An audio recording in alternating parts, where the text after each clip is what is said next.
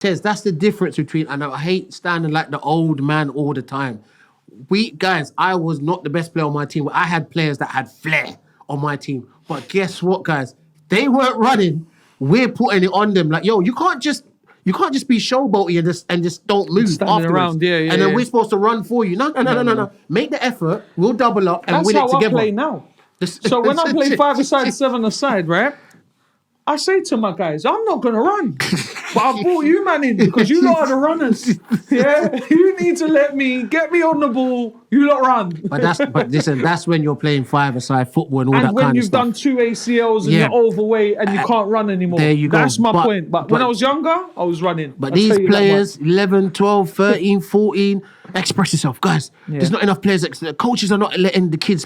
No, guys. Let me tell you something. There's no coach in the world that I know, that I've ever met, that when the kid is expressing themselves and they've got end product at the end of them expressing themselves, is going to tell them off.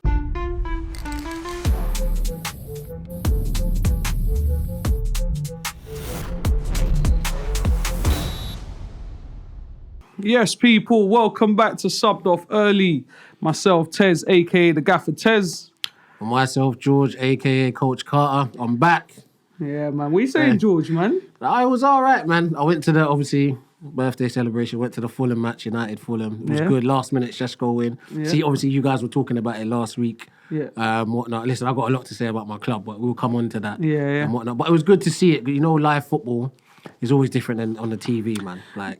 From TV to the pitch when you're there, it's different. It's night and day, man. It's night and day. Because sometimes you miss certain things when you're up there, but then you see certain things you don't see on the TV, like the formation, the tactics. It's more kind of insight, isn't it? Yes. That's why I like going to the game sometimes, because sometimes I'm just there and I want to sing and get involved, and I'll do it a little bit, but I'm there like tactically watching. As a coach, you can't stop being a coach. Yeah, you can't stop it. You know, one thing that always gets me when you're watching it, you see how like when there's a goal kick and everyone literally shifts to one side, it's like everyone's there and there's no one over here, and I'm just like, I didn't realise it was this much of a gap.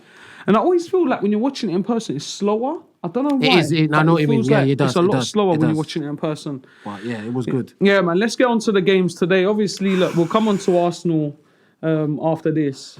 But, you know, Arsenal picked up the 3 points, obviously, yesterday. Put the pressure on City. 9 points clear from, obviously, with them playing today. I'm not going to lie, City going to Anfield today, I was confident that Liverpool would do a job, but I wasn't doing the whole United thing, you know, where I was like proper cheering on for you lot, because, since then I thought, you know what, forget everyone else, let's just win our games. That's what and stop cheering for them. But obviously I wanted to see a result. I thought Liverpool at least will get a draw. And then, what unfolded, I'll let you go. 2-1 City. Yeah. I was watching that game, first half. City should have scored a couple goals. Like Haaland should have scored. I think Mamouche had a chance. Yeah, City all over them. City was all over them. So I was thinking, okay. I was like, this is the City that we've been waiting for, kind of thing. Title race wise, I'm a Man United fan, so I don't care about City. But title race wise, this is who everyone was waiting for. But then once again, I think as the game went on, Liverpool settled themselves down. They started getting into it. I think there was like a 10-minute period where they were on top and whatnot. A couple penalty shouts, half-hearted shouts.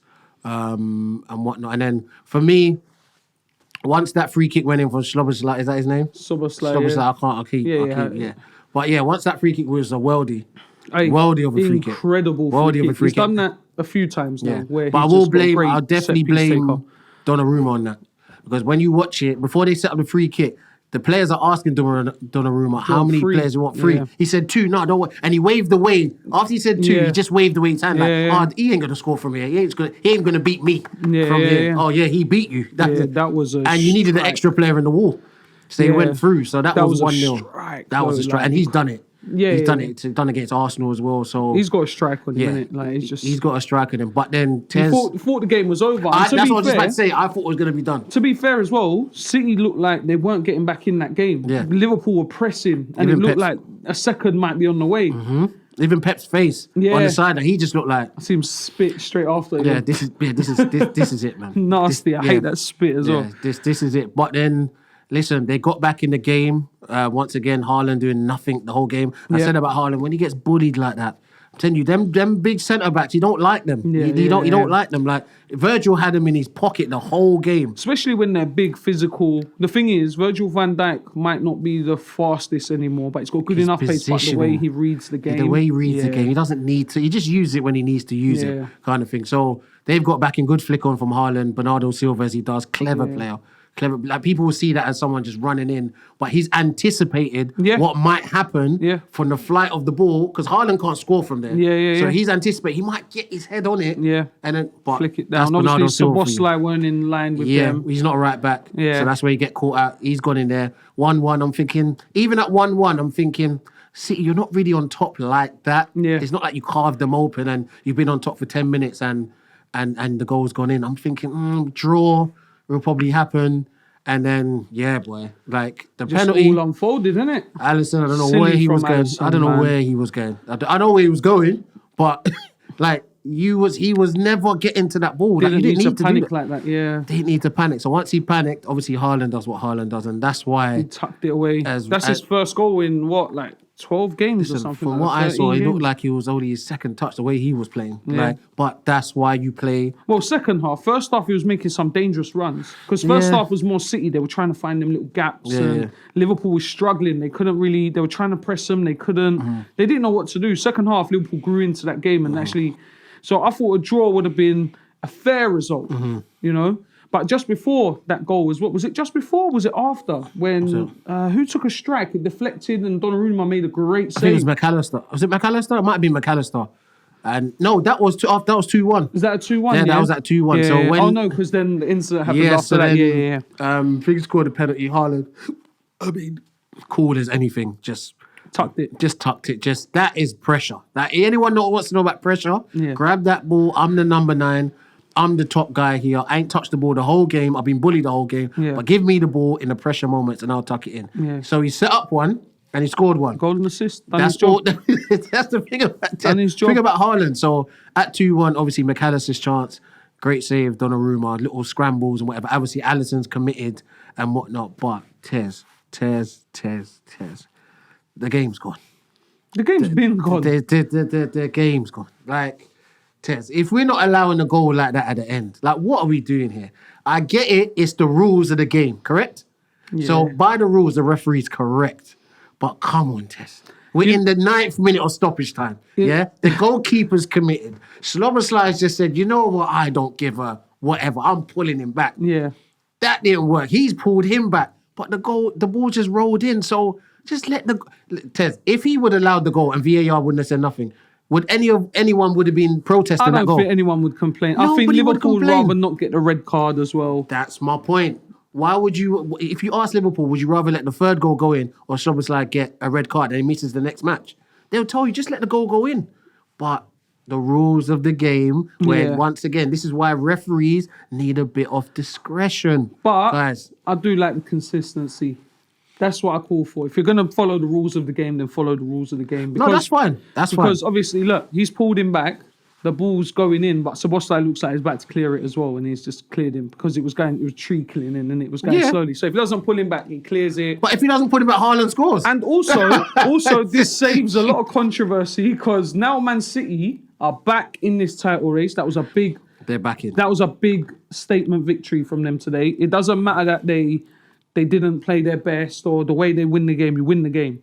They've gone to Anfield, won the game where their record's not great. Not great at all. Pep's won there once, I think, in his whole time. I didn't think they were going to win. Remember I told you, Tez? I told you I thought the title would be done. Like, if you guys beat Sunderland, I told you already, I did not see Man City going to Liverpool and winning. Before we say that, so if that goal goes in, goal difference-wise, they're 4 behind us. So right now it's 5. So imagine if it went down to goal difference, we would be going mad. There's no excuses. Guys, it's not an excuse. But this is where now 50% pressure is now on City and 100 might be put on Arsenal. Why? By the time Arsenal play, I think Man City would have played Fulham.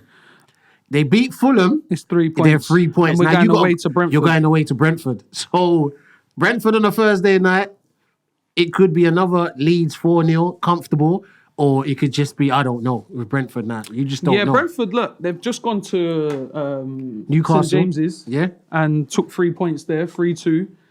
Newcastle probably deserve to win, Yeah, but you know they've done the job, innit? It's about winning games, guys. So that's why today was so massive.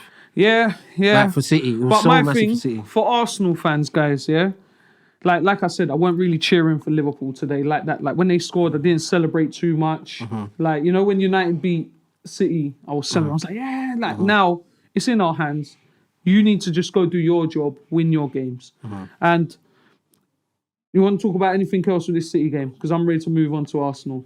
The City game, I think that was, it's just the VAR thing. It's just I was going a bit mad, but obviously, like I said, the rules. It's the rules. It's the That's rules. what, and like you said, you've been crying out for consistency. If you're going to follow the rules, it's the follow the But rules. I'm saying, anyone that is into football and knows football, it's just like, guys, that's I get it. It's a moment. It's a moment. That's got to be a little bit of ref.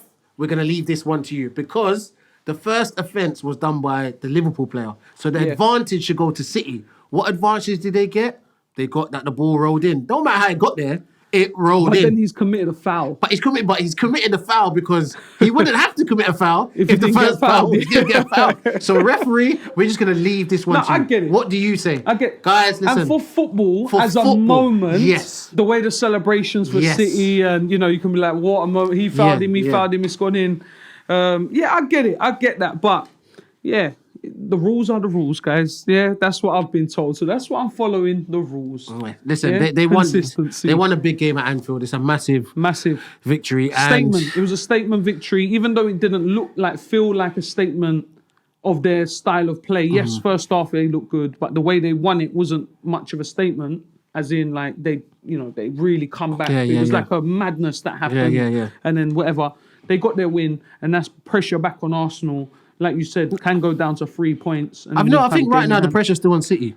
They don't beat Fulham, and you guys go and beat Brentford. We're back to the same spot we was basically just a week down the line. Yeah, look, the pressure's back on City still. The thing with the Premier League right now, I know it's balancing itself out, but it's not really. You know what I mean? It's mad. Like, you know, we'll get onto your boys in a minute. They've just flown out of nowhere. But, you know, it's like Arsenal, this is the title race now. This is like a legit title. If they'd lost today, 9 points, or even a draw, 8 points, you're like, oh, Arsenal, it's over. 13 games to go. It's over. It's never over until someone's crowned champions. It's over. It's over. Not for us. But going on to your guys. Yeah, we'll go on to Arsenal. Look, George, what have I been crying out for with Arsenal? Been crying for a lot of stuff, Tez, to be fair. Yeah, but what have I been crying out for in our style of play? What, the crossing? Yeah, the crossing. But what else have I been saying throughout? Because I know a lot of people changing your style of play? No, just in our... Not changing it, but in our style of play. What do I ask for? What, mixing it up? Yeah, mixing it up. You know when I say put crosses in or whatever? What do I ask for there to be in there? The bodies. Bodies in the box, yeah? Arsenal, 3-0 winners yesterday, right? All right. Do you know how many bodies we had in? I was watching the game, and a lot of you lot, you might think I'm just waffling when I say this, but all the times that I've said this, but go watch it back, Before we score that goal, Declan Rice has a shot. We have 4 or 5 bodies in the box. What does that allow Declan Rice to do? Pick up space outside, because guess what? There's people in the box now, and we're playing into the box. We're mixing it up. We're not just crossing it. We're actually trying to play and find target man. And, you know, and I think Havertz coming back has helped this, because he's nice in them little situations and stuff like that. Anyway, Rice has a shot, just goes wide. The goal we score from Zubimendi, again, picks up that same little space. Look at the highlights, guys. Look at them. 4 or 5 bodies in the box. So you're mixing it up now. So you're not just saying, all right, everyone stay outside and try and work it. No, you've got to make runners into the box, pick up position so it occupies other people. It leaves space outside for players to have that half a yard to get a shot off. You know? Great goal. We didn't score 1 cross yesterday, 1 corner, 1 set piece. Not 1 goal was a cross. It was all because just mixing up your style. So obviously we've gone 1-0 ahead. And you know what, again? Remember I said take a little bit more risk. You got some good centre-backs. You got a good defence. So we were leaving Brobbey and Diarra. Brobbey, by the way, he's a good player, man. He's a Premiership player, yeah. First half, he was giving Saliba problems. Him and Diarra. Anyway, second half, obviously he's put on Glock 14, boy. Glock 14. Now he's Glock 14. See what I'm saying, guys? Hey. Week to week, these guys, He's oiled up that run. These guys, working again. oh my days. Hey, listen. These Arsenal fans and Glock 14. Glock It's just 14. He's come up. shameless. You know what it is? No, it's not shameless. George. Shameless, because guys. I'm still week to week. What? Analyzations of Of course, man. because we bought a striker. You know what's helped though? What? The fact that Jesus Havertz is back. And I said you got a squad. Yes, but now that they're back and they're scoring goals as well, they're doing all right. And Gyökeres is coming off the bench. He's not starting. He's coming off the bench. Got a goal. Again, nice little play. Bodies in the box. All right, slow down. I know he's bagging goals now. You know, we know he scored 2. Yeah, so that first one again, nice bit of play. Havertz in the box, linked up with him, set him, said, "Go on then, have a go." He slipped, still bagged it. Don't care how it goes in. Score the goals. Cushion. Game was over after that. And then the last one, obviously Martinelli running through. I think it was Reynaldo hesitated to go to the ball. You can't give Martinelli that space. He's too fast. And then Gyökeres just next to me said, "Here you go, have a tap in." Done the celebration on the floor as well. You know what I mean? But to be fair to him, he's hit a bit of form, man.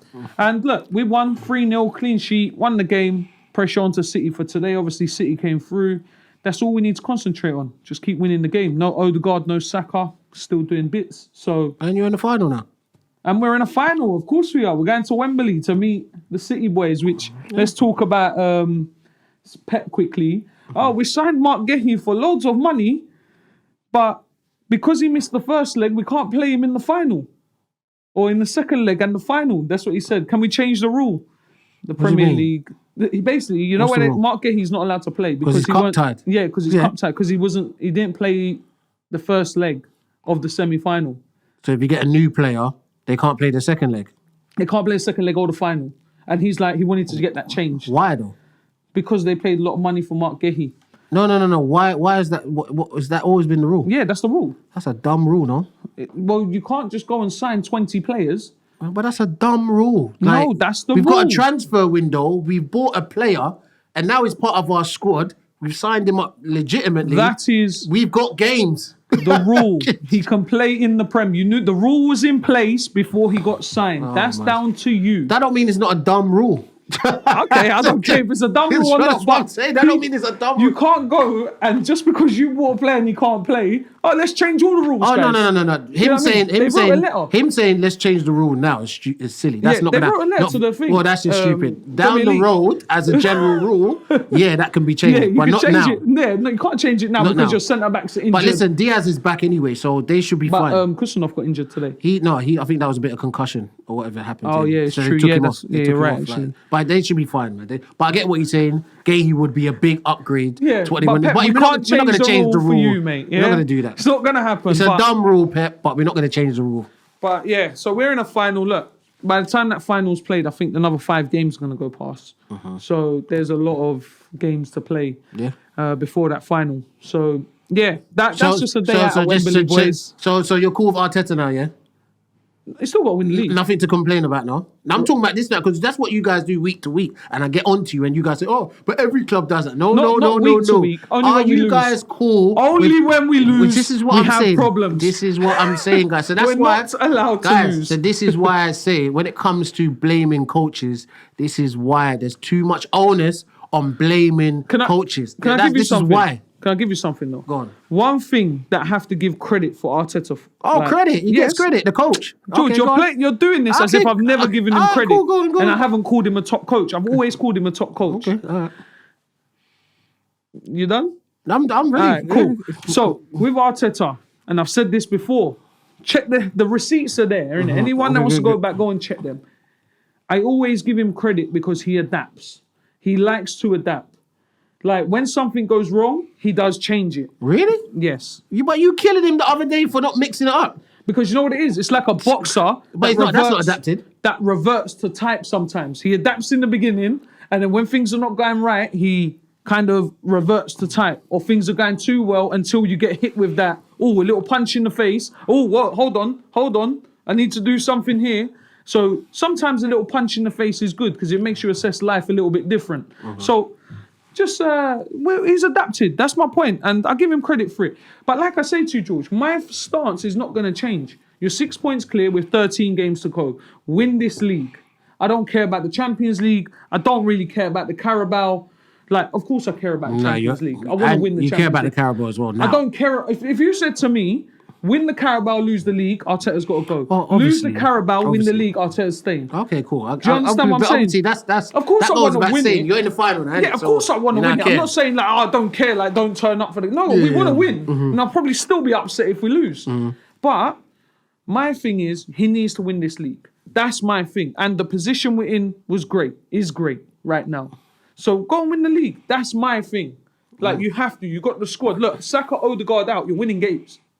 So hold on. So once again, I'm going back to your point because listen. Go on. You said before your biggest thing was that he's not mixing it up, and now you're saying you're giving him credit for adapting. You're contradicting what you're saying because adapting is basically saying, okay, this is not a game where the intricate football and what we normally play. Stop whipping in the crosses. Adapt to the game. What's going on? Low blocks. Stop whipping in the crosses. But you're getting angry at him for not mixing it up. And not adapting to the situation. What are you talking about? You're giving him credit and blame for the same thing. No, I'm not. You just said that. No, I didn't. You're not understanding you said what I'm saying. the other week. I'm trying to say. You talk about the other week. Yeah, okay. you said the other week, yeah. He's not mixing it up. You want him to mix it up. Then you're saying you're giving him credit for adapting. That's basically the same thing. If you're in game, I'm not giving him credit. Yeah, you're not mixing it up. Because he weren't mixing it up. Now that he's mixing it up, I'm crediting him. No, so is that what you said? Oh, because it's now the last couple games. Yes. Oh, okay, cool. That's what I'm saying. Okay. I thought you was talking about. I just made a whole point. No. I thought you was talking 5 players in the box. Okay, no.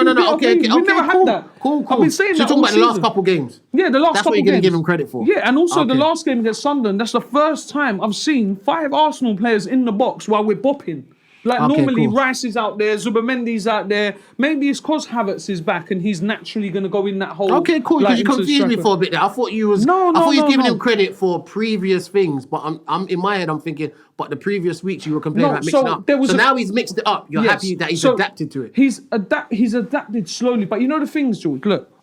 There's been other times where things have gone wrong, it hasn't worked, and he's tried to adapt a little bit. But you can see that after that adaptations happen, you're back in the winning ways and you're playing all right. It's it goes back to the same Arsenal playing that sort of style of football. Right. Now, what I'm saying is, since that, was it the United game? He goes, oh, you know what, we're just going to play. He come out with that statement where he goes, we're just going to play and we're going to go for it. We're going to play with a handbrake off and we're going to just play like we want to win the game. He said something that, like, it's not quote, don't, I'm misquoting, I'm paraphrasing. But he said, like, look, we're just going to go for it. And in the last couple games, to be fair, I've seen it. Like, when I'm seeing 5 players in the box and I've got Havertz, Jesus, let's say Rice or Timbers in there, whoever, Calafiori's in there, King Cappy's in there, I'm like, all right, I like this. Trossard's in there. I like this. You're now mixing it up. And also, you're doing your crosses. You're playing into the feet of Havertz and Gabriel. Maybe that's because they don't trust Gyökeres to do it. But put players around him, give him the shot, he's going to score. Or he's going to have a good strike on target. So he needs to be the final ball, like Haaland is for City. He needs to be the final one. Don't let him try and do madness 1v1. Surround him with players. But, yeah, look. Anyway. Yeah, 3 points, 3-0, clean sheet. I'll take it. We move on to Brentford Thursday night. That's my thing now. That's cool. Now, the big question is, Man United. Yeah, let's get on to your boys, because I think you've probably won this 3 weeks in a row now. I've always been wearing this. I don't know where you guys have been, man. We ain't seen this. I see Park's community all the time. Listen, guys, 3 weeks. Man, hold on. I saw this after United, the Arsenal United game. He probably wore it to the Man United game that he went to, and he's back, and he's wearing this again, yeah? Nice. Now, the big question is, obviously you won 2-0, yeah? I'm going to let you go. Yeah. But is that United guy finally going to cut his hair? 5 wins in a row. I mean, is approaching. Me personally, listen, they can call me grumpy or whatever. I don't really care about that guy's hair. Number one, I do. I don't care about his hair. It is what it is. Number 2, United, obviously we're on a high. Some people call it new manager bout, some people don't. Is what it is. I think eventually Tez, they will have to give Carrick the job. I think even if he doesn't, remember what I said, my thing was we need to find our yes man. And he is the best yes man out there for us in terms of knowing the club, knowing what we want to do, not kicking up fast. Players seem to like him. and whatnot. He works well with Steve Holland and those guys there. So there's no point in bringing in a whole new coaching staff, basically, who, if they don't get off to a flying start next season, the board are now back on the back foot because everyone's going to be saying, well, why didn't you keep Carrick? Do you get what I mean? I think I've seen enough sample size to say that, you know what, if the board also give Carrick, spend millions of pounds in that centre midfield, Carrick should be all right. Where I'm going to be very mindful of Carrick and whatnot, right now, Carrick is surprising everybody. All the teams he's playing against is surprising, 4-4-2 high, this, that, and the other. Next season, if he gets the job, there's no surprises. Everyone will know how to prepare for what Carrick does. That's when his real test as a coach will come in. But right now, his job, for me, he's doing enough to get the job based on what I'm seeing, how the board are moving. Not based on my thoughts, just based on how the board are moving and what's best in the whole situation. But I'll be honest with you, you're playing good football. You're playing well. The intensity is high. I'm coming on to that. Huh? I'm coming on to The that. intensity is high. You're winning games. You know, your teams, you've won 4 in a row, and you've won against City, Arsenal, Fulham, and now Spurs. Yeah, which are big victories, 100%. 4 big games. You was worried about the Fulham one. You said these are sort of games. I know you scored last minute, but you got the win. Yeah? The Tottenham one, it's not a big game anymore. Spurs are down there battling relegation. They're all over the shop. Yeah. And then Romero, remember I said to you earlier, I think this was in the first studio we were in, yeah? I said, what's wrong with this Romero guy? He just has, what's wrong with it? And you see it's come to light, like there's something not right with him. He's got 7 red cards for Spurs or something. He's like the highest, like he's lost so many... he's lost his head so many times, and now he's all over social media just talking. When does Spurs say, this is enough? Yeah. Like, you know what I mean? This is enough. Like, you need to be dropped as captain. Yeah. Like, forget all the goals you're scoring because you just keep letting us down. He's going to miss 4 games now. He's missing the game against us. 4 games. And he's missing next week against, obviously... So the games he's missing, Newcastle, Arsenal. I don't know if there's an FA Cup there. There might be. There might be an FA Cup there. Fulham away, potentially. And then whether there's an FA Cup or not, it'll be Tottenham against Palace. And they're in real big trouble, Spurs, right now. Oh, they are. But even going off in terms of us, in terms of you saying that we're playing well, yeah, remember, like Tez, we look at things as coaches as well. I went to the game. I saw it from my own eyes, guys. The same problems we have is guys, listen, winning masks a lot of stuff. You see, when you win, yeah, people forget about a lot of stuff, yeah? I was at the game. I saw it from my own 2 eyes. Man United's midfield is poor. I don't care what I'm not talking about off the ball, by the way. Not on the ball. On the ball, Casemiro and Kobbie, neat and tidy. Few rondos here and there. And you've seen them online. Fernandes is... No, but you've seen them online. The few rondos here and there. And then everyone thinks we're playing quality football. Good, no problem. Off the ball, just let everyone know, yeah? We won last minute because of Šeško's goal, and everyone forgot the whole game. But if you watch the game, as I do as a coach, yeah? Iwobi and Sander Berge dominated the game in midfield. Don't let no one fool you guys. In that midfield, how do I know this? Now, people are talking about, people are just going off this tangent about Kobbie Mainoo. Kobbie Mainoo is a good player on the ball. Off the ball, he's a liability, and I'll tell you why, Tez. When Casemiro doesn't play for us, remember, Casemiro's on his last legs. The thing about Casemiro that separates himself from other midfielders, he knows he hasn't got the legs, but he positions himself and sniffs out the problems before they happen. The likes of Kobbie Mainoo, he's still young, so he needs to learn this, and this is probably why other managers probably try to tell Kobbie Mainoo this. He's not great position-wise off the ball. He's not great on the ball, Tez. He's very good. So hold on, I've got a question for you. Yeah, because you've said this throughout the whole year. Your team's not good enough. Your midfield's not good enough. It's poor. Yeah? Okay. But Carrick's come in, and with this poor team, he's getting results. Is that not what it's about right now? But this is why I'm saying right now for Carrick getting those results, it just masks everything. Remember, I'm talking to you as a coach. Yeah, but... So as a fan, I don't care about none of that stuff. I don't think it's masked it. It's you're just happy because you're winning in this situation under these conditions. Because I think there's no doubt someone's going to come around and you lot are going to address these issues. Whether Carrick was there, Amorim was there, Ole Gunnar Solskjaer was there. But I think a lot of the problem was Amorim wasn't getting results. You see this game that you beat Fulham, he would have drawn or lost it. That's the problem. Remember you said them smaller games, they're the ones that you lot were losing and you weren't up for. It seems like you were up for it until 2-0, then you dropped off, they come back into it and you got the win. Whether you deserve that win at the end or the goal doesn't matter now because guess what? You got the win. And that's why I'm saying... So you got to give Carrick his flowers, man. Once again, this is nothing against Carrick. No, but I'm saying... I'm talking about the players in terms of the midfield. What I'm saying is that I'm looking at it as a whole, as a totality. I'm not looking at it as, we won the game, guys, so we can keep... Yes, guys, points-wise, Carrick's won the game. He's got 4 in a row. We've got 12 out of 12 points and whatnot. We're moving up the table. So, guys, in that respect, fantastic. So that's what I'm saying right now. For me, you have to probably, based off that, you have to give Carrick the job. Now, they're not going to announce it now because it doesn't make any sense to announce it now. Do it at the end of the season. But I'm saying remember, I'm Tez, you know me and you, we've always got 2 hats on. I get it. When it comes to the fan, I'm 4 out of 4 and I don't care about nothing. I don't care. No, I hear but you. as a coach, when I look at the Man United as a team and whatnot, off the ball, we're very, very bad. Like we're just I don't think people understand. No, when you go watch them, like, and you're just looking at the midfield and it's just like guys, and then obviously we get the moments from. But George, there's nothing you can do about that until you address the situation of the players. But what I'm saying is that, Tez, this is my problem. Because of the 4 wins, people are now talking as if the players are the level.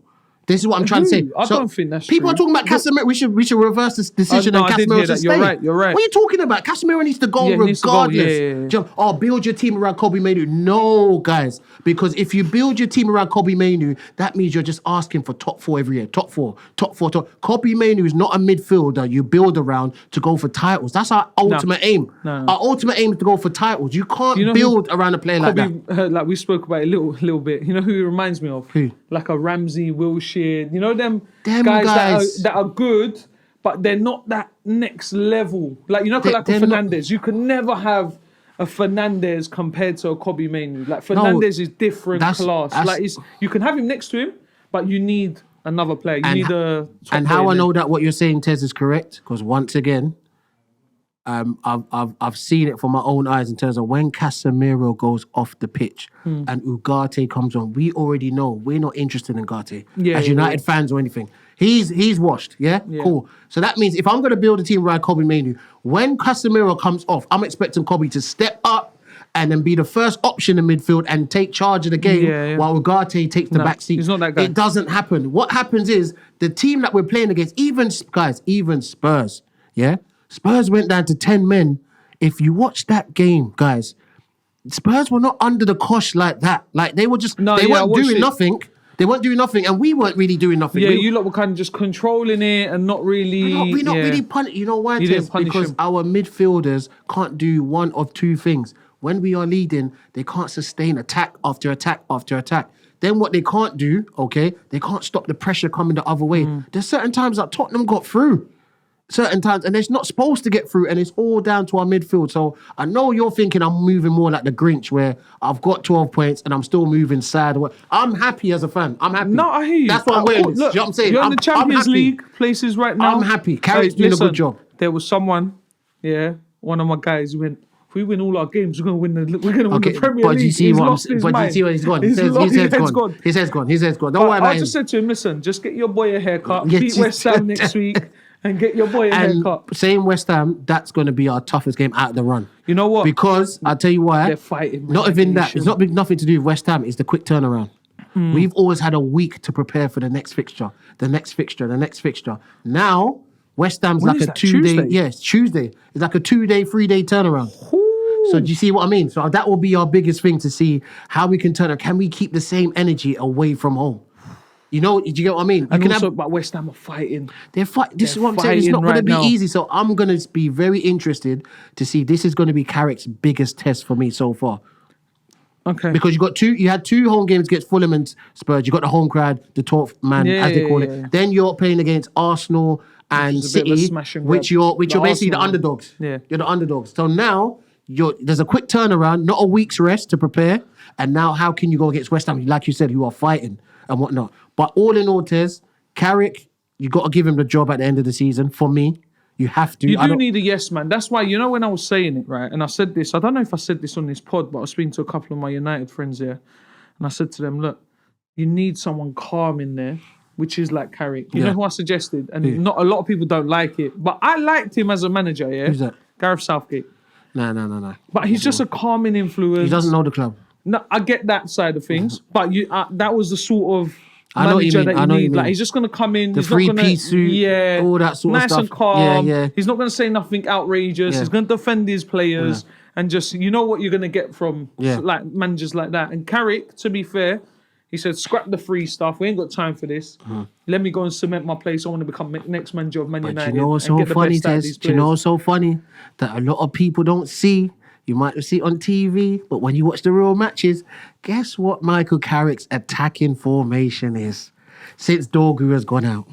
4-4-2? No. What? 3-4-3. If you watch Man United, 3-4. Dallo, 3-4-3. Dallo does not do the overlapping stuff.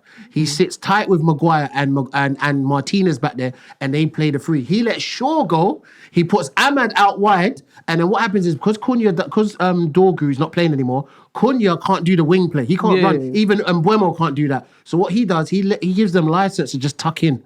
You tuck in because Shaw's going to be out there, Ahmad's going to be over here, and you guys are going to play the inside 10s. I get that. But you know what it is though, George? You see when Amorim was playing it, when you look with defending, it was more of a 5 as well. Do you know what I mean? That's why a lot of people used to say 5. Because of the personnel. Yeah, because it's 5-4-1, it looks like, instead of a 3-4-3. Because when you're defending, it was more of a 5 back, innit? So. But listen, Tez, all in all, to break it down and sum it up, like, listen, we're past Amorim now. Amorim's gone now. Yeah. So it's about Carrick. He's got his 4 wins. I think they should give him a job and just let him have... Do you think they should give it to him, yeah? I think they should give it to... There's no other candidate for us. I feel you've got to wait until the end of the season. No, because you've done well. Imagine if you lot lose the next 4 games. Announce it at the end of the season. For me, even if he loses, for me, I'm talking about his overall, like you said, his calmness. Steve Hodden looks like the person that does the defensive shape.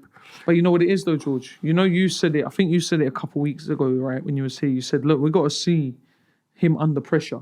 So he's come in and he's doing really well. Yeah.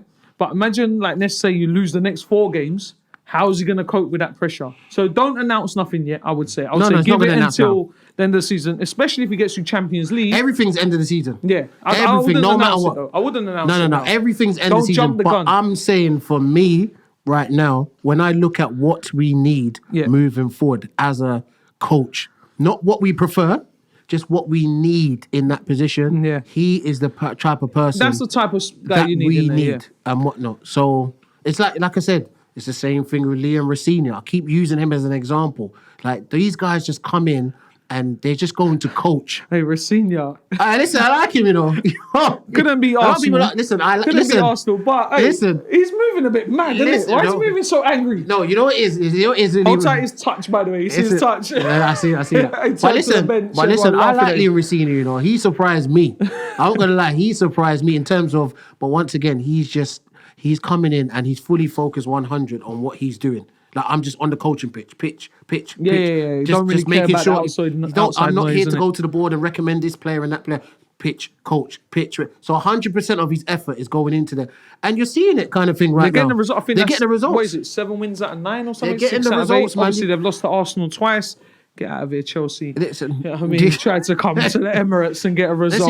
Nick it. Listen, you got to big up Liam Rosenior for me. I don't get why everyone was switching at him so much. He didn't go for it. Didn't go through what? For the Carabao Cup. Everyone was like, he didn't go for it. It was a pathetic But that game was poor. Can I just say something as well? You see these commentators like Gary Neville and all of these guys, you know, they push mad agendas out there and they're just doing things for clout now as well. I've clocked them. Yeah. Like, they're really playing up to the media now. Yeah. But listen, that's they're on that side now. That's what it is. I get that, but you see the thing is with them lot, a lot of people like their commentary or like they're respectable, they played the game, they've won many things and whatever.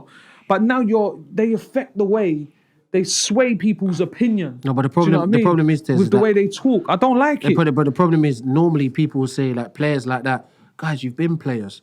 So you kind of should know how these men feel on the pitch or certain scenarios. You've been there. So why are you talking like this? But guess what, guys? They've got bosses. Yeah. They got bosses. And when the bosses sit them in the room and say, listen, guys, the algorithm is telling us, you're not giving us enough punchlines. You're not giving us enough controversy. You're not enough entertainment. Yeah. Then they start doing It's true. outlandish That's true. statements. Do you know what I mean? But in their hearts of hearts, they know we've been players, and if we really want to talk what's in our heart. Well, let's get on to the Scholes thing, because that was a massive topic last week with Scholes. What's that with Scholes? Where he said, if Arsenal win this league, it's the most boring team to ever win the league. And it's like, what are you talking about? Like, I don't think Arsenal's boring. I just think because Arsenal control the game so much, yes, we might not be playing that free-flowing football that everyone has known Arsenal for, that weren't winning us anything, by the way, unless the early stages of Wenger, because Wenger struggled for years. We were still, oh, yeah, look, we've done a great pass, and it ended in a scorpion kick. Like, you know what Paul Scholes is probably... He's trying to get views for his podcast. That's what he's trying to do. Obviously, he's probably trying to get his views and stuff like that. But based on some of his recent takes, it makes sense why he weren't much of a talker as a player. Yeah. It makes sense. Like he was a great baller, but when it comes to talking, like you was never a talker. You was never in front of the camera. You was never none of that sort of stuff. So it makes sense. You know who said the same thing? Who? Simon Jordan. He said the same thing. This is why he wasn't much of a talker. Yeah, because he's just talking absolute some people nonsense. just excel in other places, innit? Like some people you're just a great footballer.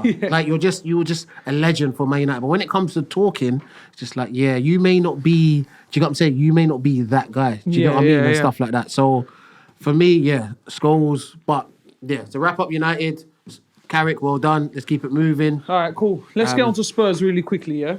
We've got to speak about Spurs. Hey, they're in a serious relegation battle. Spurs ain't getting relegated. They're not getting relegated. They're not getting relegated. Hey, serious relegation. They got Newcastle Spurs next, then Arsenal. ain't getting relegated. They've got Newcastle, then Arsenal, George. Spurs ain't getting relegated. So what happens if... Oh, no, they haven't got Arsenal. They got... yes, they do. You need to know who West Ham's got. That's what you need to know. They're the ones. They're the ones. They've got you. Yeah. And then they've got, give me a second, Bournemouth home. Okay. Yeah, that's the next 2 games. And Spurs got what? Newcastle. At home. Away. No, at home. Okay. And then Arsenal at home. Okay, 2 home games. Let me see in your hands. 2 home games. I hear that, but imagine the next 2 games, they could be level on points with West Ham or be like 3... You know what I mean? Closer. They're in trouble here. I don't see. They are in trouble, but also, like I said, with Spurs, like there's a lot of stuff going on at Spurs. I know. And there's a lot of even the whole injury thing. Yeah, that's what I mean. That list there is crazy. But that's why Spurs fans are going mad because who did they sign? Conor Gallagher. Yeah, but you see Conor Gallagher. See people that have to understand. No, I'm not arguing the fact they signed Conor Gallagher. Good signing for me. Yeah. I like Conor Gallagher as a player. He's a workhorse. He gets stuck in. He knows the Premier League. Character. But you need to address this issue. Like you need Madison, Kulusevski. You need some of these guys coming back. Otherwise, they're not coming back though. You're in trouble. But they're not coming back. They're in trouble. And I'm here for it. If Arsenal win the league and Tottenham get relegated, this might be the greatest year ever. Tottenham ain't getting relegated. Now I don't think they will, but. They need to be careful. They're involved. They need to be careful. They are involved. If the next couple of fixtures don't go and their also, way, second year in a row, they're going to be down there. But you know, I don't. Like I said, you got to see what the board are saying. Like if the board makes certain moves, you will know what direction they're going. They've made their statement. That's fine. Just to reaffirm things. Obviously, Spurs fans are not probably happy at the moment. Yeah. Because they're way down there and you're flirting with relegation. That's what's happening. Yeah. Spurs fans are not interested in the flirting. The table is like Palace went above them today. Obviously, Palace won. Yeah. Spurs are 15th, 6 behind West Ham. Forest, they're 3 behind Forest, who are 17th, just outside, and they're level on points with Leeds. Yeah, so they're involved. Wolves are gone. Wolves are gone, but they're involved. That's for sure. They're flirting with it. Definitely, they're flirting with it. George, but if they don't beat Newcastle, this is the good time to play Newcastle right now. They're in good form. Yeah. They lose to Newcastle and then lose to Arsenal. They're in big, big trouble. I'm telling you now because they're going to be 27 games in with 11 left. I'm confident enough in terms of because West Ham made some good signings. In that it's working at the moment, and Somerville's hit form. They're winning games. West Ham are not going down without a fight right now. It looks like. If they go and turn over Man United, pressure's on. Listen, I just don't. Me personally, I think Spurs will flirt with it, but I don't think they're going to get relegated. That's just me. All right. That's. I just don't think the likes of West Ham I don't know. I just don't think the likes of West Ham. You know what?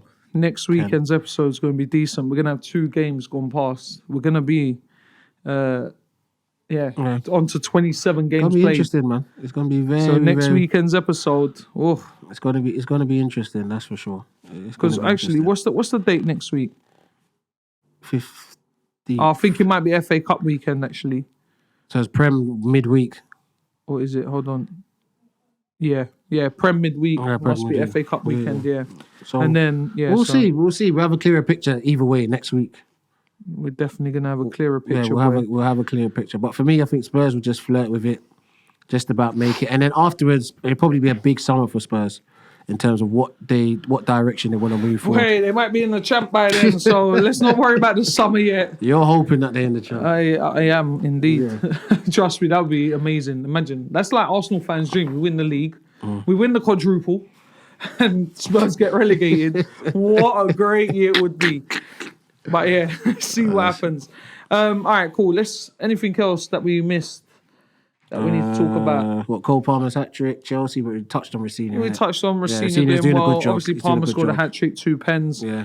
They're doing well. Chelsea, I mean, it's a fight for that 4th place and stuff like that right now. Liverpool losing today affects them big time as well. I heard that it was 5 teams, no? Going Champions League. Based on these points thing. I don't know anymore point because system. some I'm people say it confused, is. I don't know. We're going to see. We're going to see. And it For should me, be it's always been top 4 for me. Yeah, it should be top 4. Yeah. But also, all the Prem teams have done well in the Champions League. That's what they're saying, so that probably accumulating gonna the have points. 5 again, Yeah. So let's see anyway. Let's see. Innit?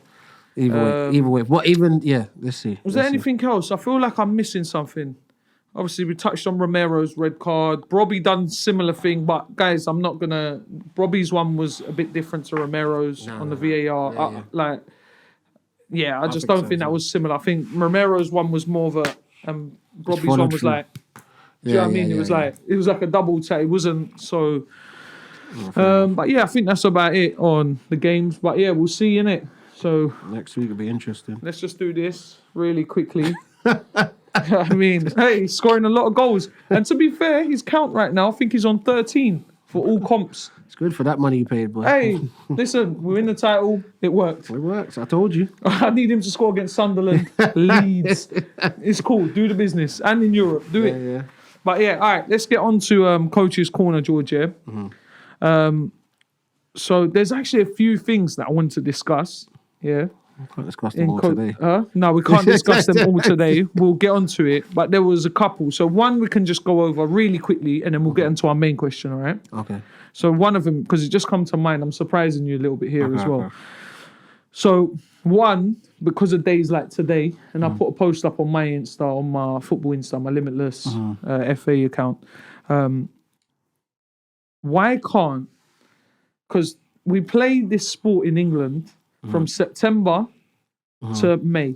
And then it's summer, right? And that's where the best weather pretty much comes in England, is around May to July, August. That's where our best weather comes in. Give or take April. Yeah. Now, January and February, for how many years, and I've been speaking about this before, how many years matches keep getting cancelled on grass. If you're not lucky enough to play on Astro, which especially in our area, there's not many available. Like that, with the hundreds of clubs there is, it's hard to get an Astro. Also, very expensive to maintain. Why can't the FA just move? I don't know why we have to end in May. That's one thing I don't know. Because even like, look, I'm the chairman of the league, and this is something. We've got tournaments in the summer. Yeah, and we've got tournaments in the summer, but why do they have to end in May? Why is the league so, like the FA, so like persistent with it has to end in May? Like there's a date, there's a cutoff point, there's a date. Also, sometimes have you seen the grass in summer? Yeah, I've seen it, but have you seen the grass right now? No. I know. I'm just trying to, obviously, because you just put this on me. I'm just trying to think of, like, you're thinking of one side. I'm trying to think of the upside in terms of how the FA might be thinking. But listen, I agree with you. Me personally, I've always said I'm not understanding why they just don't go to, especially for the foundation age group, all the way up to under 11s. Why they don't do a futsal league, indoor league? Yeah, that could be. I mean, that's going to be someone. Someone will probably do that somewhere. There probably is futsal leagues. I don't understand why. I'm saying an official one in terms of, guys, from the your FA. league. Yeah, your league now is finished on, go up to Christmas. After Christmas, January and February, you're going to have futsal games, whatever. So we know for a fact you're going to get football. That's a good idea. You're going to get all that type of stuff. And then, guys, we'll finish off what we need to finish. Now, the competitive age groups, listen, we're going to have to try and fight through this somehow. Yeah. Obviously, with us, we've always said about facilities. Facilities need to improve. So we need more, man. But then if you've got the foundation age groups from under 7 all the way to under 11 playing futsal indoors, now that should free up more opportunities and space for the 12s upwards finishing off their game through the winter, their competitive fixtures. So that's what I would do. I don't understand why this hasn't been brought up in terms of under 7s to under 11. This is what you're officially going to do during the winter. Because the thing is, George, as a league as well, we're under stress because games get cancelled. Then we're putting the stress back onto the grassroots club, saying you've got to play double headers or you've got to get these games played by this time, or it goes down as this. Yeah. And there's nothing that we can actually do as a league because the FA are giving us instructions and going, look, you've got to complete you it. need to complete this by this time. So they either have to play on a different day, a Saturday, a Sunday, midweek sometimes. Midweek, and the problem is, some people are not available because they want their best squad there, right? So they might play for a different team on a Saturday to their Sunday team, which a lot of people have a trend of doing now. And then midweek is tough because some parents might not be able to attend that training session or that time because some people are like, 5 o'clock kickoff here. It's like, well, my son's in school. I don't finish work till 4:30. How am I meant to come out here? So, something needs to be addressed, or it needs to go at least until the end of May because the weather gets better. And just say, look, this is a little break period because I know even my parents are getting frustrated. They're like, Tez, what do you want me to do, guys? If you want, you can all pay more money and we can go and hire an Astro out the ends because we can't do it in the ends because it's all blocked. Even today, Tez, I had 3 games on, but lucky enough, we got Astro available. So that's the only reason why it was on. And the thing is, that Astro there's a time limit on it. And also, it's a junior pitch. So we can't even... I can't be like, George, I need the pitch for this because we can't play on it. Can't. You know what I mean? So, it's one of them things. But that's what I would do. That for me, that's always my thinking. January, February, 7s to 11s, futsal, indoors. We're going to create something for you guys.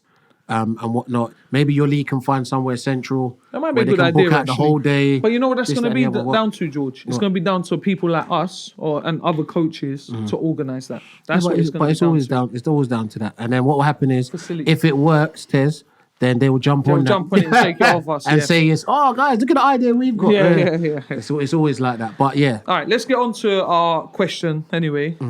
So, in your opinion, how important is it for grassroots and youth football players to express themselves on the pitch? I'll read it one more time. Because I read that quite quick. In your opinion, how important is it for grassroots and youth football players to express themselves on the pitch?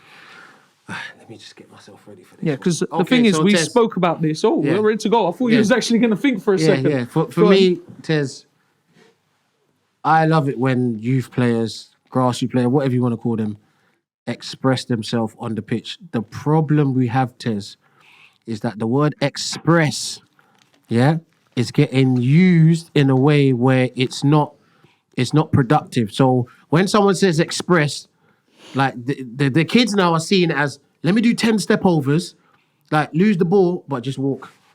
But I'm expressing myself. No, guys.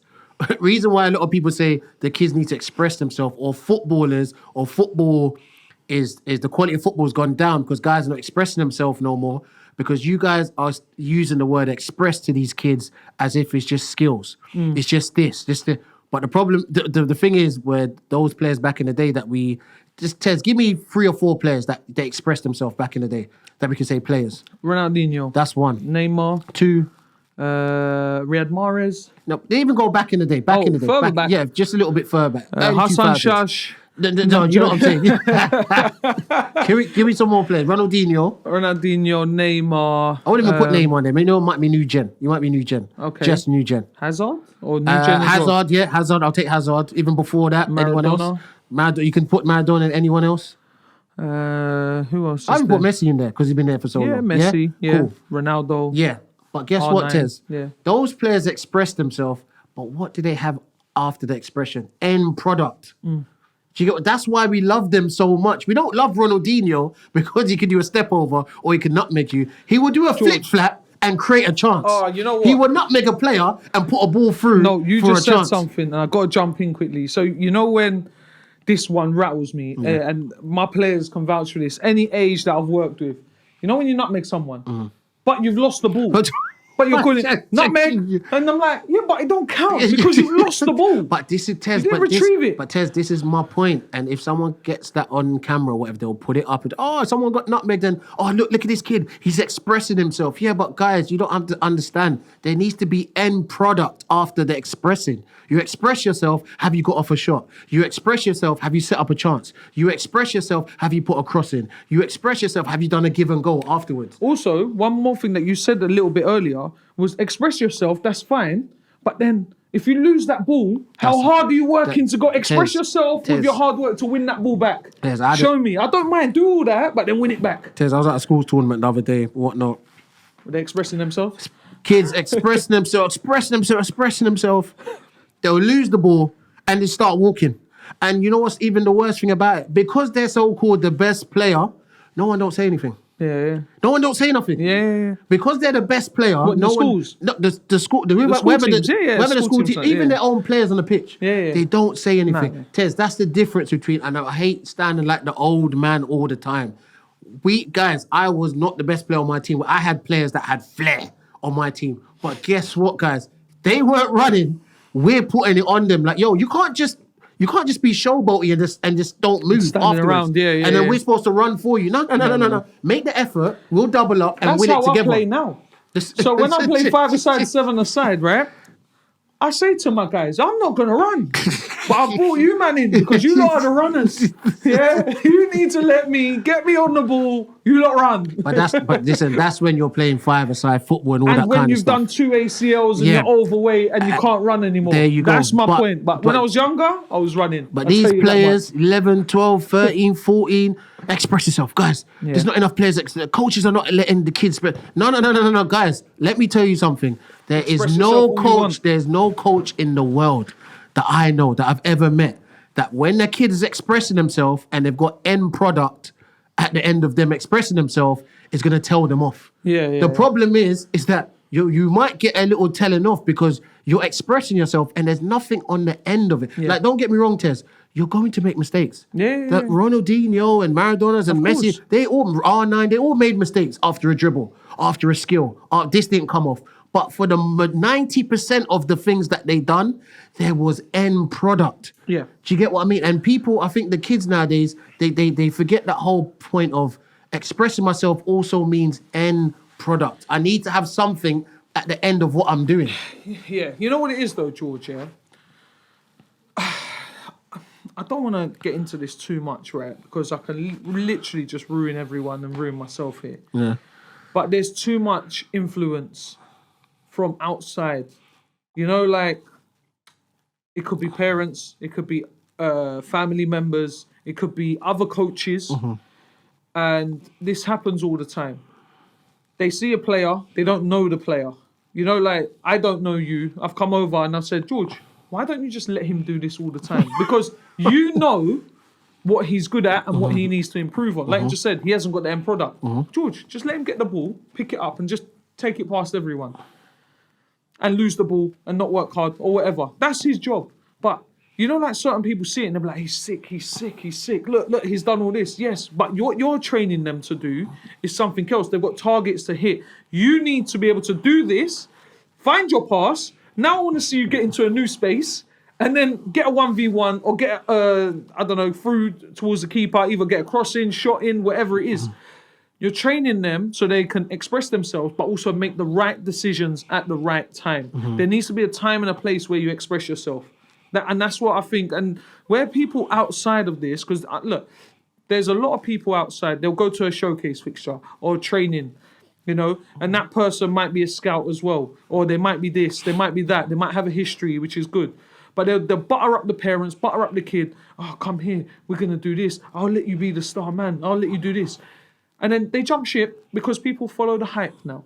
And I think that's got a lot to do with it as well, because there's so many options out there. People can lose trust in you very quickly. As in, like, they're quick to turn around. It's not working right now. Instead of going through that, like, that tough phase. They want to kind of jump ship right now. Let me go here. How many players have we seen go from one club to another club to another club to another club just because it's not going your way? So now you're finding a fault with the club. Or how about it's your fault because you're not trusting one person who knows what they're doing? Just let them work with him. Because he's going here, George is saying run with it more. You come in here, Tez is saying pass the ball more. He's going there, he's saying do more skills. But you need time to build a player. Everyone's on a different level of their journey. This player might be really good at dribbling, but his passing is terrible, his vision, his IQ. This kid might be really good at reading the game, but he can't tackle. He doesn't like contact. This kid can't do contact, that's all. He needs to make sure that he can pick up pockets and, play without the ball. So, it's just loads of different journeys. And I think it's not just the player. And, it's a lot of outside noise now. People will see Instagram reel or a meme and they'll be like, oh, my coach does that. Yeah, but what about everything else that your coach is doing? Don't just associate one little phrase or one little moment with that, if that makes sense. Yeah, but also me, Tez, you see with me, yeah, you know me well enough. If a parent or a kid don't trust in what I'm advising or what I'm trying to teach them, you can go. I'm Tez, I'm there with it now. When it comes to coaching, but George, I'm there. We've been like that for ages. If you don't like what's going on over here, you can leave. And guess what? If you leave and you end up being successful, fantastic move for you. You've done what you need to do. But if you leave and then you turn around and be like, oh, George, you know what? Guys, them years for your kids gone now. You can't get them back. Yeah. Do you get what I mean? So I'm just saying, for me, in terms of, I'm all for kids expressing. I want to see all of that stuff and whatnot. Like even Tez today, for example, I had to pull a few of my players over because they were given the sort of sulky, moany, like they're coming off the pitch. They're unhappy they're coming off the pitch. That's fine. I like that sort of attitude where you're not happy that you're coming off the pitch, but let me bring you to the side and tell you why you're coming off the pitch. So we're playing against a decent team, Tez, yeah?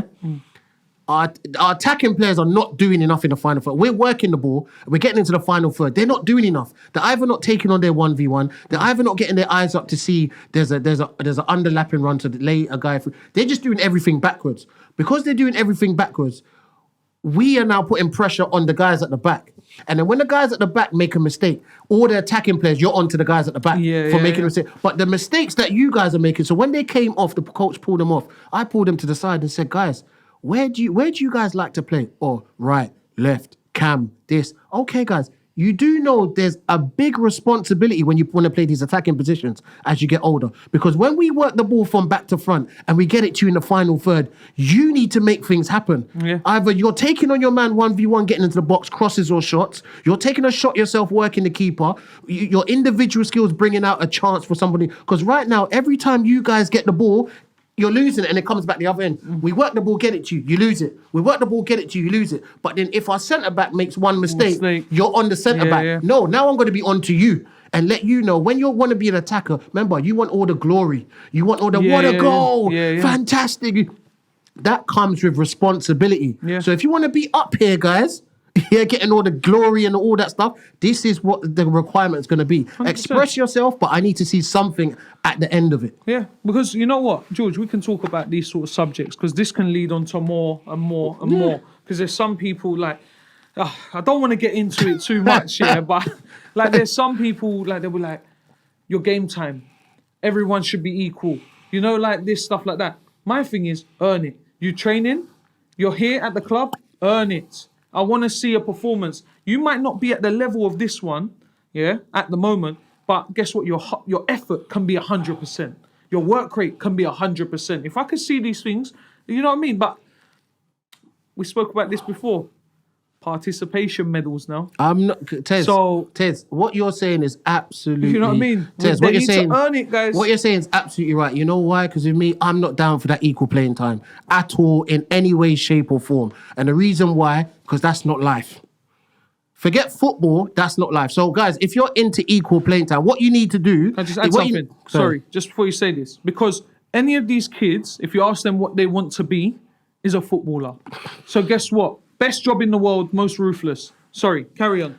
But guys, if you want equal playing time, that's not a problem. What I need you guys to do, I need you to go into your school teacher. See when you do your exams and your tests at school, and Tez gets an A and I get a C. What I need you to do as a C parent, I need to go to the teacher and say, why didn't my kid get an A?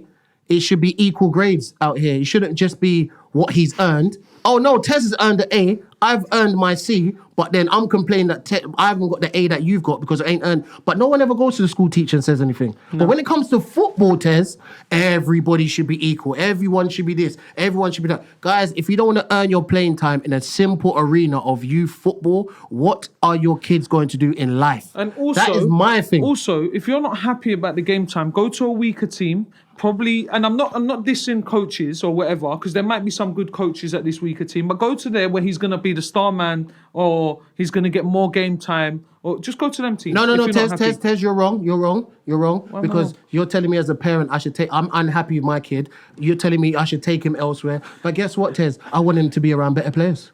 I want him to be around better coaching. I want to be in a winning team. I want to be in a winning team. I want that too. So I want the playing time. I want the winning team. I want to be the star player. I want this. And I want you to throw magic dust and make him and sign get him for scouted. an academy. Get him scouted. Now. I want to go to this club as well. Oh my, Tez. Honestly. Oh, seriously, we can be here all day anyway. We can be here all them day. ones there, you started a whole new topic. You know when Tez, people turn down clubs, people turn down clubs and then come to me and go. Tez, let's not go down that rabbit hole. My God. But yeah, all Tez, in all, I don't want to go to that club. I want to go to that club. Oh, we got options, have we? All right, cool, man. Well, it is what it is, man. So I mean, look, maybe we need to do another little grassroots episode. You know, I think it's due one. Yeah, because we're in a new place. That one, probably a lot of people didn't see it. We're due one. We're due one. We'll try and get someone in here as well. I think I'll try and get like another scout or head of recruitment or someone in here. See what they're saying. I know, but the thing is, that everyone's a bit. When it comes to this football thing, people step on eggshells a little bit, innit? So they don't want to actually say... Unfiltered. We need unfiltered people. Listen, We'll see. Yeah, man. But that's Coach's Corner anyway. Cool. Let's get on to subbed off early. We're going to have to speed this up a little bit. You're speeding up my best segment. We've got to speed it up.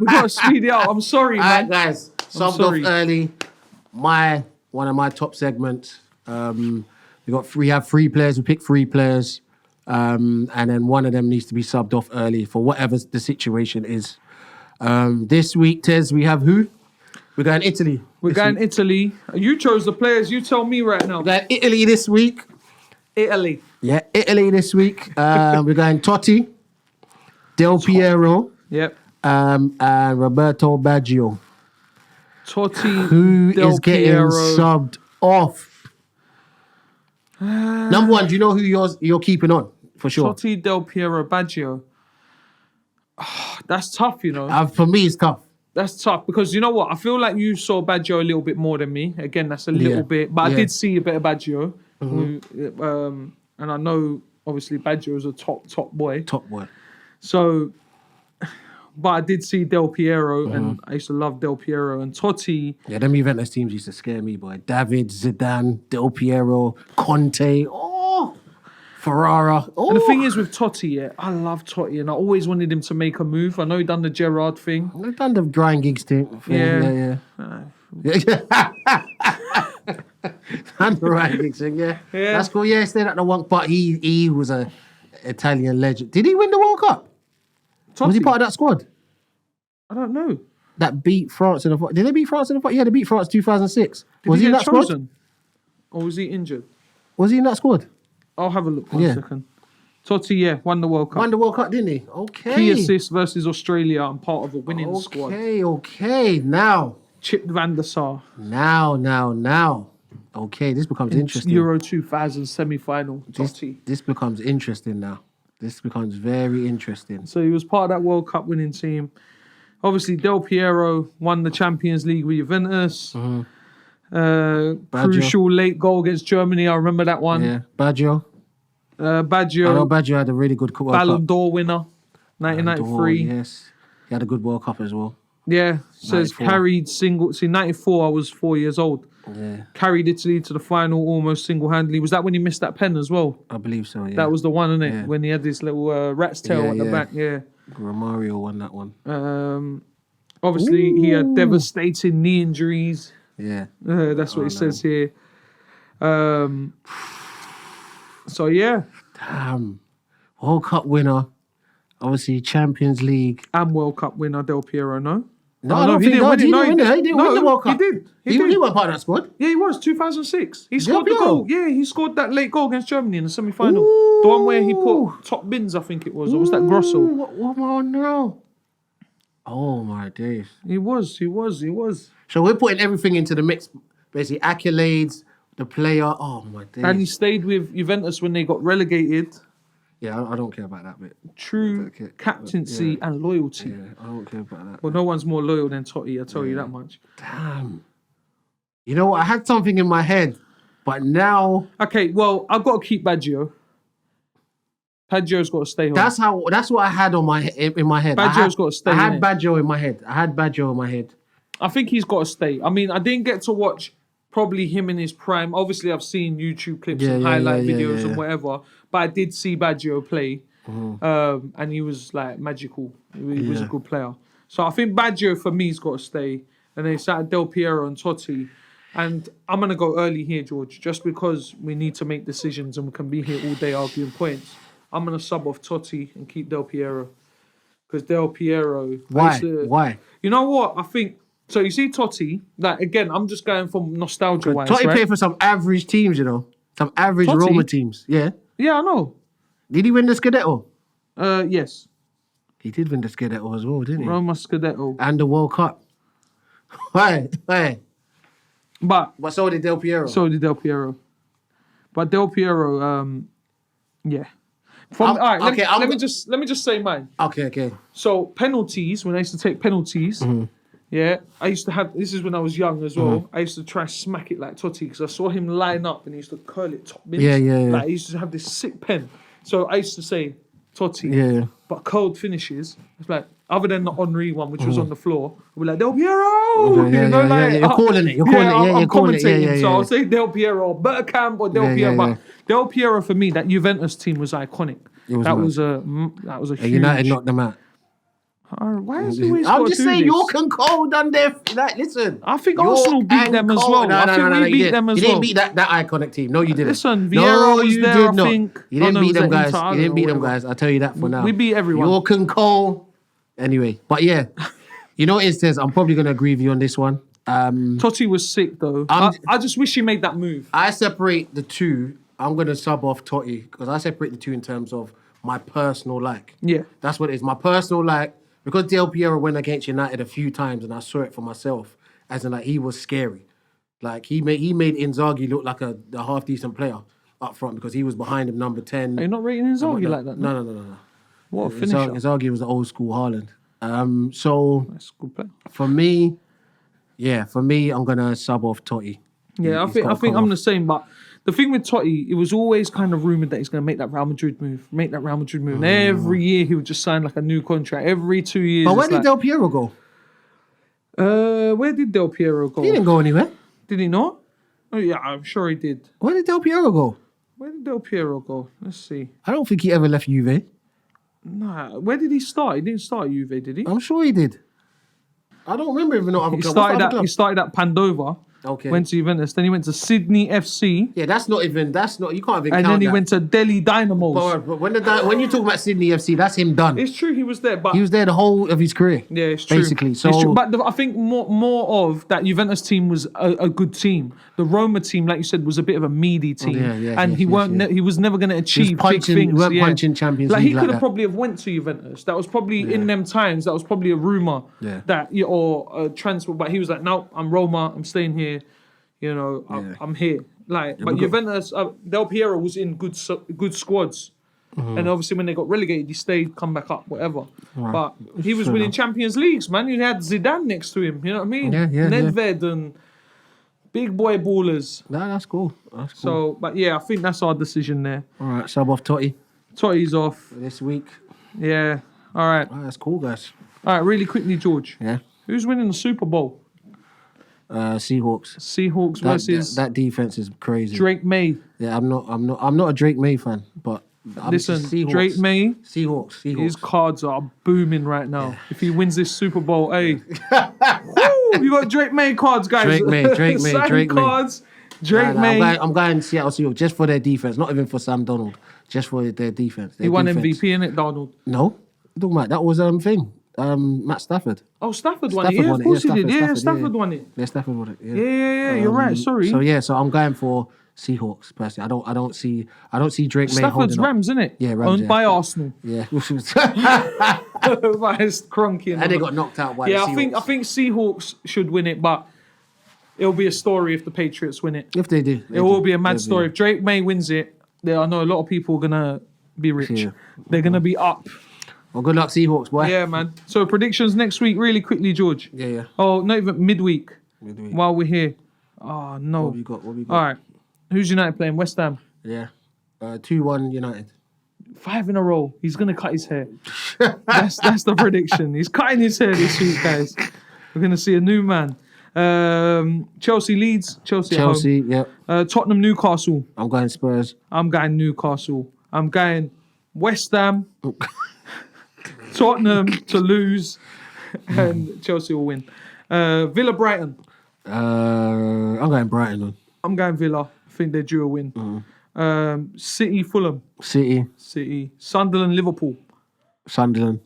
Late night at Stadium of Light. I keep telling you, that Stadium of Light is not a joke. Brentford Arsenal. It's got to be Brentford, isn't it? It's got to be. I spoke to an inside. You know who I work with at Brentford. Okay, yeah. Yeah. I sent him a message. I said, "You're doing really well." I said, "Big man, allow it." I said, "Let Arsenal win the league." Yeah. You know what he turned around and said to me? Right. He goes, "We're definitely going for Arsenal." He goes, "We're going to try and outrun them because that's what they're doing right now. They're outrunning everyone. And they're doing well right now." Yeah. And then I believe then it's going to be FA Cup weekend. Yeah. And then, see you back here. Then we'll be back here, yeah. All right, cool. Guys. Good to be back, man. Good to be back. Man. No Ertz as well. Should be back next week, so. All good. Yeah, man. Cool. Let me go again. Guys, see you next week. Peace. Oh, wait. Thank you for the 150 subscribers. Yes. Thank you very much, guys. What's that on YouTube? Yeah, all your support, everything, the comments, the likes, everything. All the support. On Twitter. Thank you very much. Not Twitter. On TikTok. Yeah. We're on a lot higher than that. Okay, cool. So TikTok's been doing well. We've been a bit slow with the content, the short forms a little bit. It's been very busy recently. I'll tell you that much. We're all good. But yeah, guys, we'll see you next week. Take care. Peace.